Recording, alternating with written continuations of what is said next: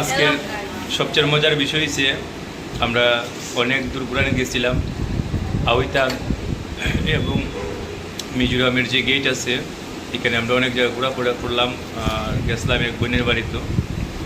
এখন আমরা শিলডুবির যে রাস্তা এদিকে শিলিগুড়ি আইলাম, আবার পরে এখানে দেখলাম যে সিঙ্গারা হাউস, এটা সবাই চিনে দোকান।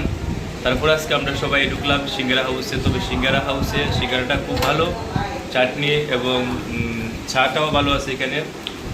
ওই আজকে আমরা সবাই এখানে বইয়া সিঙ্গারা খাইতেছি একসঙ্গে ফ্যামিলির সবাই।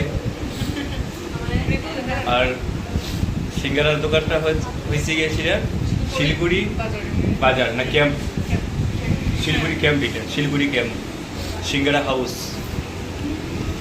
আপনারা যারা যারা সিঙ্গারা খাইতে ভালো লাগে এখানে একবার সিঙ্গারা ট্রাই করবা। সিঙ্গারা খুব ভালো,